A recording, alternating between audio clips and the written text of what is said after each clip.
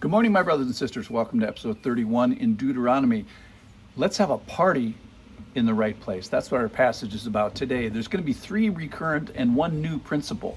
So we've been looking at the practices that the Israelites are supposed to be doing, the person they're supposed to be doing them to, that's the Lord. Kind of a new one today, that they're supposed to be rejoicing and having a party. And then the last old one is they're supposed to be doing it in a particular place. So first thing is about the law, the practices. The Lord is saying, be careful to do what I've made clear in the law, and don't do certain things. You shall not do according to what was done before, everyone doing what was right in his own eyes. And everybody should be bringing offerings and sacrifices and tithes and worship to the Lord. Second thing, principle that we've been kind of going over again and again is the person.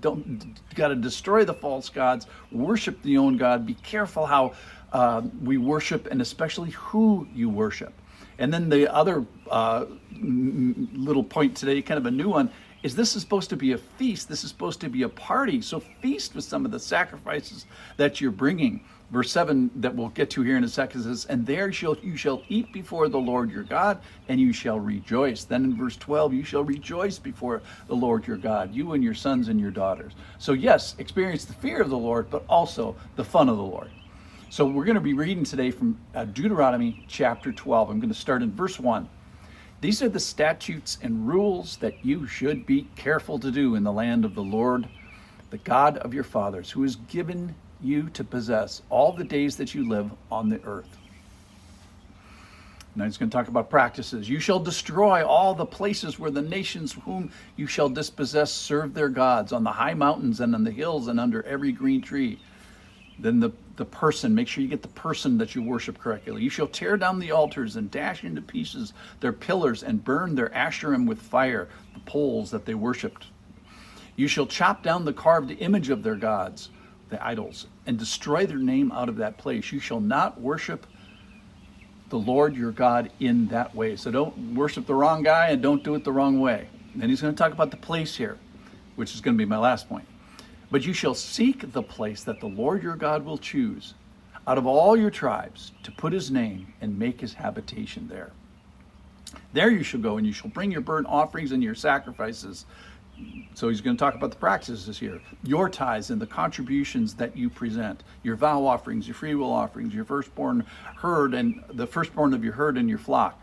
There you shall eat before the Lord your God. And here's this party part. That you shall rejoice, you and your households, in all that you undertake, in which the Lord your God has blessed you. You shall not do according to all that we are doing here today, everyone doing what is right in his own eyes. Now, during this last part, I want you to watch for the place. That's the big point for today, is worshiping in the right place. You shall not do according to all that we're doing here today, everyone doing what is right in his own eyes. That's verse 8. Then verse 9. For you have not as yet come to rest and to the inheritance that the Lord your God is giving you.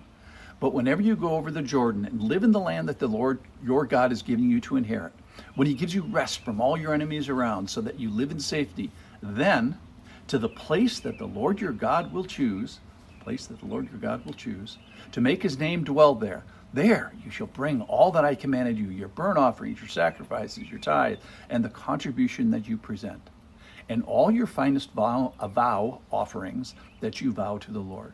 Verse 12, and you shall rejoice before the Lord, you and your sons and your daughters. So there's that party part.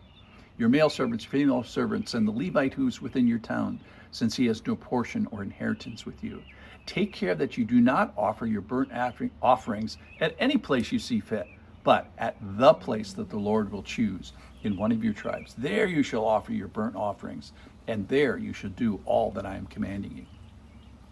So the Lord cares about the place. Now, for the Jews at this time, there was a place for God. It was his choice, not just any old place, his choice. His habitation is the thing that makes it holy. He puts his name there. He puts his habitation there. He's made his home with mankind. And he's decided to occupy a place. God from heaven has decided to occupy a place here on the earth. And your job is to seek that place that the Lord has chosen. So don't you think it's a good idea to choose to join him there? He's tabernacling with us. And shouldn't we not tabernacle with him. He says in the passage, there you shall go. It's like, oh, of course, duh. So much of the Old Testament is obsessed with where's God? And for a lot of that, it's where's the ark? You remember in the last chapter, Moses actually builds an ark out of acacia wood, puts the 2 tablets in there, and it represented for a long time the geographical location of God on the earth. So there's this reoccurrent obsession in the Old Testament with the location of God in the tabernacle, in the temple, and finally in the city of Jerusalem, and later the Temple Mount, and then the Western Wall.